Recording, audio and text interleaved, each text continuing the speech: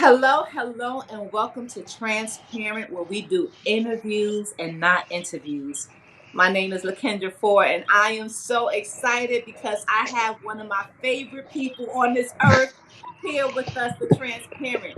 This is Mr. Alastair, GeeLock, Christopher, G-Skin.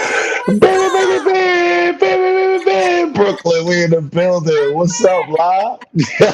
Man, oh man, I couldn't wait. I said, how am I gonna act on Transparent Yo, cause with the this is folk? crazy. Cause this is my sister right here, man. This is like La's my heart right here.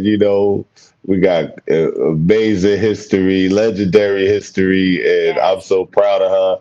And so I'm here. You know what I mean? Today I was a man, travel day. I stayed put. I was like, nope, I'm gonna stay here in LA in the hotel thank because I you. got an interview with my sister. I ain't gonna let her down. Yeah.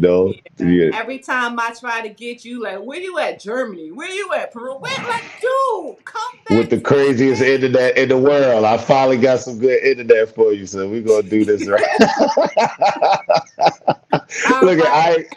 all right. Uh, I ain't got no cell phone holder, so I'm holding it on my hand. I'm trying to stay still. Like no, you good. You good. You good. Everybody, listen. If it's all right with you, I want to tell people for real. I know you my bro, but can I tell them a little bit about you? yes, yeah. Okay. So, friends, I'm so happy y'all with us today because as you feel the energy, this is all love here. But this man right here is truly phenomenal.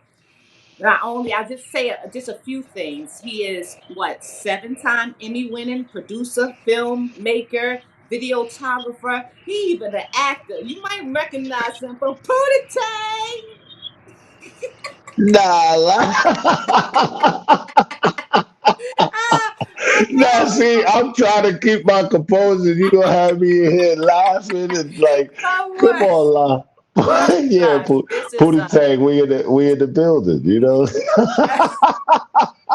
Absolutely. Like, that's like sort of like an inside joke because Lon called me the other day, like, guess what I'm watching? Pootie Tang. And I just fell out. Like, that's the last thing I thought you would have called me for. I'm like, yo, I'm like, hello, Lon, you good? He's like, yo, I'm No, watching Pootie no. Tang. But it's amazing. It's amazing because, not only are you a content creator, and I say all these things with the film and all the accolades you've achieved, but y'all, this is not even the best part of this person that you're looking at. One, he's one of the most genuine, one of the most generous. He's mentored everybody. He's one of them that's in the trenches with you because out of love. He's a father. He's a family man. He's a dope friend. He's a big bro. Not really that big, but he a big bro. I'm growing. I'm growing. He growing. I'm You still growing. growing. But I'm just so honored to have you sitting here because I know that you are so inspirational, and I wanted to you to share. I wanted to share you with our friends of Transparent and let them get to love you the same way we all do. So without further ado, I'm just going to jump into some questions, Brian. I'm going to try to be serious, right? Yes, I'm, yes, I'm gonna yes, try. yes. Okay. Yes, I know. Okay. Y'all in our living room right now. So here we go. First, I want you to let everyone know a little bit about where you're from and a little bit about your upbringing, if you wouldn't mind. Peace, peace, everybody. This is Alastair GeeLock. You know what I mean? Christopher. I'm from Brooklyn, New York. I'm from downtown Farragut, to be exact. Right by the BQE, Brooklyn Bridge, Manhattan Bridge. You know what I mean? Afro Punk. Yeah, that's Yeah, yeah. yeah. Look at we representing. We got landmarks. You know what I'm Right. saying? That's. I was like, oh, for real? It's a Trees whole growing fest. everywhere. It's a whole festival. Oh, this is lit. Now we really lit. Yeah. I'm from downtown Brooklyn. Yeah. And how were you raised? A little bit about your upbringing. Oh man, I don't even know how to start. This is so weird. You know what I mean? Like, yeah, noble story, living in the P's in Brooklyn. Creative family. You know what I mean? Two brothers, one sister. mother from the South came to New York, had some babies, give her firstborn, which was my oldest, a better opportunity, what I Right. mean? And we just grew up in the New York hustle, and you know what I mean? Like it's just That's a beautiful man, story. It's a beautiful story. Your mom, she made a good decision, and according, your sister's one of my favorite people, of course. But a good family. All of y'all have y'all talents and abilities, and I'm so proud of super y'all. creative, super Yes. creative, super creative. Like if like I would say that like my brothers and sisters being creatives and artists and painters and stuff like that, it always inspired me within the house. We was always creative, even when we was like playing with toys and whatnot. I guess that's where the creation, us creating different stuff just, started. But I guess still sharp and still. And Yes. my brother's an amazing animator. So like, I used to draw and stuff like that, and then the drawing turned into uh, doing graphics once the internet came out and Photoshop and all that. The Oh yeah, yeah, Photoshop one, you know what I mean? right. Started coming out, and I guess eventually it led to film. So, but it all stems back from having a creative family, And the like vibrations was real in that family. So, so you got back into that, all let you into film. So could you let us know what was your beginning process getting into film? Like how were you introduced to it? Yo, which is crazy. I used to attend this after school program called Creative Arts Workshop, where like inner city youth, they this program, they had like a location in the city for everybody to get together like every day after school and just come up. They had teach us different things and just harness our crafts and teach us. You know, all kind of stuff. We cut albums before, we cut records, we did murals. We did a mural on 125th Street, which is crazy. It's right behind the Pathmark. It's crazy? On the Cosby Show, when they danced in front of that mural, that Uh-huh. was the actual mural that we painted. And Wow. something happened to where, Bill Cosby said something bad about the organization, and the organization, we sued him because you know, you used our work and then you didn't license it. And Right, and he right. said something like, I ain't gonna get into what they said, but it was just like us as inner city youth, like, oh, like, yo, you just played us like we was crazy or whatever. But that gave the funding to the program for it to become bigger and with more kids and more opportunities. And that's when they hooked me up with like an internship at Sony, and that's when I started harnessing my graphics even better. Even worked on projects with like Genuine album covers, Lauryn Hill album covers, and stuff like that. And then eventually, NFL Films approached the program Creative Arts Workshop with a contest for like us to write and direct our own film. And the director of it was John Hopp. Whoa. And see, the story Ah, getting juicy, woo, right? If you know my story is getting, whoa. and that's when I met John, who essentially just changed my life, mentored me, and uh, taught me how to be a filmmaker, and not even just a filmmaker, a better person. Right. Because I always had to get busy in me, always had the creativeness, had the creative thing. Um, you know, that was my being creative was my whole life. But watching how he had all the best relationships in the world with everybody, and then he's just he knows everything. You could ask him anything. He's like, "Yeah, who won the World Series in '41?" Like, Right, right, right. you know what I mean? And you just gotta admire that, like, yo, everything, like, like, You know everything. you're like, yo, I want to learn. You know what I mean? I was like, you know what? And at the time, I was into music when I was at this after school program, Creative Arts Workshop. Um, but when I met John, I was just like, yo, this is something that'll last longer than I felt, like, which was crazy because it come full circle. Now I'm in LA working on a documentary with like one of the biggest artists in the world. Mhm. And and last night I kind of got caught up. It was like, wonder if I would have stayed in music, would it been this big? Yeah. If I'd have known what I'm seeing now, how they putting it together now, if I I would have think you stayed in had it, the potential. I'm not going, you are an I think artist. I can still do it. I think You I can can still do it. I can put out an anthem album. It's just sing-alongs. You know what I'm saying? You know what's special G-Lock, about that? G-Lock sing-alongs. Right, the sing along song. No, but you laughing, but for real, it's because you started out. I can speak for watching you when you let me assist you and the type of perspective you were able to give to artists who were doing their thing.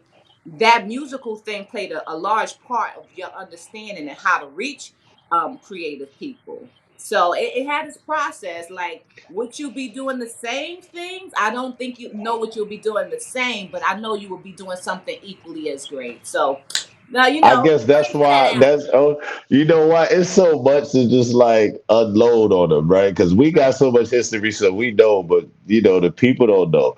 Like, so I do sports films, I do reality shows, commercials. I'm really more successful with my sports films. That's the main love, is telling these stories, but telling these heartfelt stories, and and and bringing the audience along with you on the ride, on the journey to discover. Yeah, his ability and all of that, but who is the person, right? I'm in the room, like I'm I'm I'm ready. interested like everybody else, right? So I just have the camera pointed and just show them what I'm seeing, right, to take the audience with them. But I also love doing music videos, and right now I'm burnt out. I've done like 300 of them, and now hip hop and music is a little bit Right, more right. dangerous, and I'm a little bit more older, and I'm just like, yeah, I don't got the time to it. Well, you put your Like, work. You put your work in, especially with I will tell the audience that one of the best things about him, even though he's always been on a steady pace, rising in success in the film industry, this is one of the few people that had the accolades who would still give new creative people a chance to have the same representation visually as the big timers that he worked with. So I know not only myself, but so many people have a GeeLock story of how he believed with them, he believed in them, and they have something that they could keep forever as a prime representation of their dream. So, bro, you contribute a whole lot, and I thank you for those 300 videos. I think you can have for every last artist. I thank them because it was a lot of fun too. Yeah, yeah. I thank you. I know that was part. Yeah, that's part of your give back. But you know what? I want to go back a little bit. Can you see? I know, but I want you to share with them what were some of the first successful projects that you initiated. Like, I will say the first one would probably be ESPN St. John's the season. That mm, was like, I know I skipped some projects. I totally skipped some projects, but that was like the first chance I got. I got the opportunity to co-direct hmm on ESPN, and that was like a few weeks after the World Trade Center, incident happened. So I remember that time. That was a crazy time in New York, and I'm sneaking into the quarantine to go get the camera out of the office, um, the small office that we started Hawk Films from, just so I could make it to Queens to film a season with Mike Jarvis. That's right. when St. Woo! John's had Mike Jarvis. You know what I mean? Like, that Ah, was like, I didn't know what I was getting myself into. This is young GeeLock. This was GeeLock with the dreads. I had the long dreads with the ponytail and the head scarf. That's Had why I got little the baby bald. hair. That head scarf, baby head my line out. Baby, baby head me to death. Oh yeah. And it But was super. I would say it was so legendary, but it was so super stressful being in that, like, actually being in the hot seat. Like, I could tell that was like my first taste of really having to execute something at my highest level, and you I know, really didn't have the experience like that. right. So that was like my first big opportunity. And once I did that, it was a wrap. After that, it was like Right, I want to do it. I want to do it. I want to do it again. But this is how I could do this better. You know what I right, mean? right, Like right. you go back and watch it, and you just like, okay, it just, I don't know, it just made me just more hungry. And I think even shooting music videos in between it gives you practice. It gives you Right. practice on creating beautiful images on whoever it is. Is it female? Is it a dude? Is it a dog? Is it Johnny Pump? Is it you know what I Right, mean? Is it the glass in the 24-hour window? Is right, like right, right. all of those stuff harness it just makes your image creating skills a little bit better. So Hmm. when you go and do stuff that's on the fly, I You don't already know, respect. it becomes second nature, right? Because like Right, documentaries, you can't get a take two, or you can't shoot it over, right? So right. you got one time to get the shot, and that moment is gone. I guess music videos and practicing and shooting this and shooting that, and you know, The same going thing. to the dog park randomly and just shooting animals. Oh, I mean, filming animals. Let me not say shooting because it's Right. crazy. Right. Don't say that. Yeah, but Filming, but yeah, I don't know where we was going. I'll I just no keep no on no. I rambling. I'm can't. like kicking it with La, you know. This is home team right there. I know they get the vibe already, but some of the things that I know he won't mention just because he's very humble. But he's the man for all of you that watch sports. You have to understand he made major contributions. I take them back to the N1 mixtape tours. Y'all remember that craze? Anybody my age bracket or old, we know that was like revolutionary. That's when everybody had a jersey on, trying to find this guy who it came as a brainchild to him, and it became one of the biggest phenomenon. Not only that, you got to, through the fire, Sebastian Telfair's story. It was wonderful what you did. I think no one even there was no other comparison to represent us in that era besides maybe like Hoop Dreams or something like that. But it was a great representation of this young man, and you really did your thing along with other things. But I know those are things that kind of it started a phenomenon. How does it feel to be responsible for a phenomenon? It's crazy because right now, and one is making a resurgence with like documentary films. It's like 4 or 5 of them coming out, and ESPN just last week they released their version, and it's called the greatest mixtape ever. I was like, oh, that title, crazy, right? And then they had like some juicy clips floating online, and it was like kind of like it was like the NBA players like bashing on hot sauce, and I was just like, I kind of took it personal, you know what I mean? Because I was just like, yo, you can't take away what hot sauce did, and that was like 25 years later. That Air One tour that was amazing, and these guys, this is why the world fell in love with them. They had like a cult following because they was different. They was different. They took that New York energy that you could only get by jumping on the train and going uptown, Right. and they took it across the world, and not only they took it across the world, they created opportunities for thousands of people to feed their family and eat. People don't realize that it was so many people on that tour, so many people that we met on that tour, so many records that they broke, so many artists that are legendary right now that broke on that M1 mixtape. Yes. They'd be bugging if they knew like the first time you heard the Locks was on the M1 mixtape. It's so Really? natural to say just the first time you heard them was on the M1 mixtape tour. Cause I heard it. I'm like, oh, this is fire. It reminds you, I already got on the bus, volume 3. They was already popping. So when the world met hot sauce, I met hot sauce. You know what I mean? Like when the world met AO, I met them, or really all of them.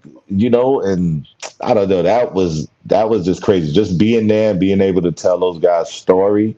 Because before we came along, it was like highlight reels put together, and you had to go to like a certain store and buy like some and one socks or something, or buy something, and you get the DVD, Mm-hmm. right? And but it didn't really, if you didn't know these people, you just knew them from their name, but where they from, like where, what's their story, like, what do you eat? What do you like? What do you wear? Like, like the Right, people want right, to know, right, like, you know what I'm saying? So it was a blessing to have the opportunity to get to know them with the camera rolling, right, like, right. That was like the earliest and version of reality television that we ever it had. was, it was right, it was right when the NBA was on strike, and there was a writer's strike. So that's when all soap operas was like dead, because all the writers was like, "Yo, we out of here." They was like, "Yo, you know what? We out of here. I'm about to go write. I'm about to go write American Idol or something." You know what I'm Right, saying? right, Like, right, we right. taking it live. So it was only the and one mixtape tour as far as reality shows, and MTV Real World. So it was Real Yeah. World and the and one mixtape tour. All And right. a Pioneering. lot of people, won't know that. They fact check it right now. Yeah. Y'all go They do do that. go do This some guy was googling right there. now. They go do some googling, but I don't care if it was the first or not. But you can't take it back. We made history. It's over. That was Whether 25 years it was ago. the first Yeah, or whatever, it yeah. was powerful, and it influenced a lot of different athletes and influenced a lot of people and music. It was the first time that you didn't have to be an ultra celebrity to get yourself seen, and you can be shown in your truest form without all the hands of PR and all the things that professional have athletes had to deal with. You got the raw out of these young men. And I thank you for participating in that, and showing us these fellas. I hope all of them are well, and God bless Oh, them. they chilling. They lit right now, man. They, you know how it is, man. When the things quiet down, and then all of a sudden, and it was crazy. It started making noise during the pandemic because we all in the house, and then all of a sudden it's like mad memes just popping up about and one, and now the phones is ringing, and all of these companies is calling, and they letting you know that it's coming back, right? But watch, it's not even over. It's about to be. It's a It's just big name. It's a young. big names that did some big projects on the same subject, and You remember, they even y'all heard call it here on Transparent. We just gave y'all they a even one up. called me out. You know what I'm saying? Put some Oh, makeup artists. They put some makeup artists on me. I was like, oh, oh, look for like real? Denzel. I'm like, yo, where I'm gonna pull up? They like, nah, we gonna put the car service to your crib. The car service to my crib. Like, I jump in my own fashion. I come over. I'll Look, pull up. But that's wonderful, man. that You was a blessing. That was a super duper blessing, and that's how we met Sebastian Telfair. Because on the AN1 tour, every city we used to go to, we used to do this thing called Crash the Court, where we used to just pull up. I had the power to pull up with the best basketball players around every city. We looking for them. Like, where they at? Like, who playing ball hot? And I got the camera. We got hot sauce. I'm like, hot sauce, bring the ball with you. To cross up the pizza man. That's how we was getting content. Yeah. Just Get jumping all out. that content. Just hopping out on people, like doing what they doing on TikTok and Instagram now. We was doing that back then, but just having a blast with it, just pull it up. And this and back to the crash the court. I brought and one to Coney Island, where we came to New York because it was bro day, and Oh. that's where we met our competition. Like, Air One, they go to city and wipe people out and they have a blast and they be the happiest, right? And that's where we get our good footage. But every now and then they came across some real competition and it wasn't a show no more. It wasn't no tricks. It was elbows. They was fighting to the death. And that's what happened in Coney Island. But Hmm. then it's this one kid that's like holding his own with AO, and it was Sebastian, and that's when my antennas was like, who's this kid? Who's this kid? And then what's crazy, like right after, and that was the last city of the tour, and right after that, HBO hired me to film a day with Sebastian. Mm. It was just like a little segment on the Bob Costner show or something like that. Hmm. And the rest is history. John was just like, yo, you remember that kid that we was doing the interview with? Like, Hmm. yeah, I think we should spend the next year with him. And I was like, what? I was like, for real? Like, yo, let's do it. I not knowing that it would have been me for what 260 something days taking the train to Coney Island. They put you to No, work. no, nobody else. I'm like, where's HBO? Where's Bob Costa? Where you at, John? Where y'all at? I'm in Coney Island. I'm in the churches. I'm in the Bing Bong for real.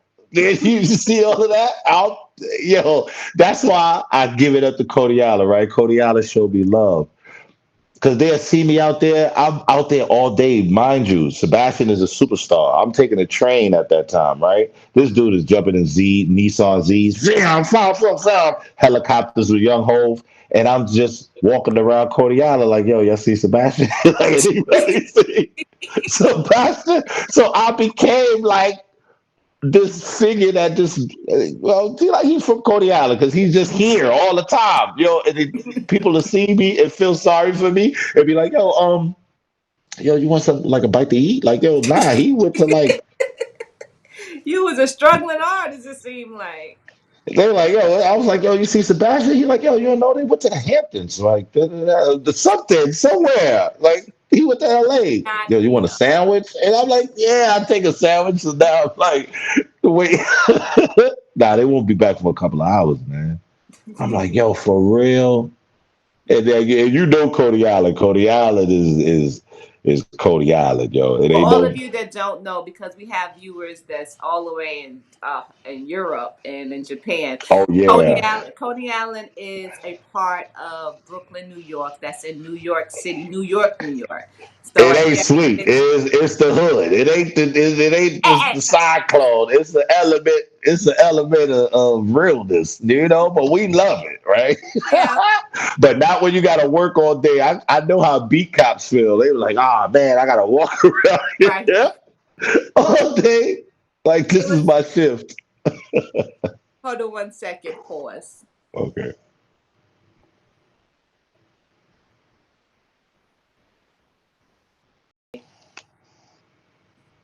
Hello and hello. We had a brief interruption, but we are back. Part two.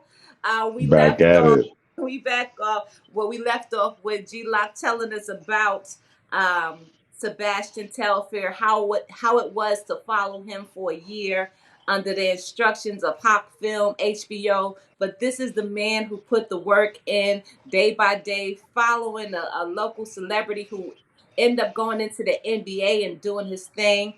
Him and his Straight cousin from high Jamel. school. Straight from high Yes, school. And it straight from ended up high on ESPN. Like ESPN ended up buying the project, and you know, shout out to the family because we've been rocking with them a good amount, like 2 decades, over 2 decades now. And right. yeah. Shout out And to it feels like Jamel. family every time. Right, right. Shout out to Jamel Thomas if he catch this one. Oh, it's Five Lava too. Yeah, I just rocked. Yo, that's crazy. I got one of Jamel Thomas's shirts, the Mecca, right here. I rocked it. I rocked it on set. There, everybody was like, "Yo, that's fire, yo," because I had these Converse to go. Shout out to Jamel Thomas. That's the homie, man. Hey, bro, The the only athlete, the only athlete that I know. Let me think. No, the first athlete to ever meet GeeLock and then on a separate project, just be like, "Yo, I'm going somewhere extravagant." He went to Italy. He flew me out and showed me the best time of my life in Italy. We wrote a book. I helped him write. I helped him write his book while in Italy. you what you doing in Italy? No, I don't even know. Like I was like, yeah, Yeah. I'm wilding. You know, in Naples, everybody got scooters and little cars, right? And here goes 7 foot Jamel and tall ass GeeLock with the biggest car on the road, and Jamel is like smashing his no. Yo, I'm in there like, like you don't want to be the dude to say, ah. You don't want to be. Oh Yo, he man, he out in Italy driving like a Italian job, but you see, we made it. you made it. Yeah, we made it. Obviously, you got that passport, so these ain't no felonies rolling. Oh nah, man. We So got. what? I'm on my third passport, which is crazy. I started like this little short where I'm flipping through all the pages of the passport and all the stamps. I'm telling a story about it. That's probably on a drive somewhere that I really need to. You reminded me, I really need to do that and put that on the channel. You know what I'm Yes, saying? yes, yes, because it's so Because it's a inspiring. story with every stamp. It's a story with every stamp. I know that like some of the people that's listening that come from humble beginnings, when you see someone like yourself win, it just makes you feel genuinely good inside. Because I don't know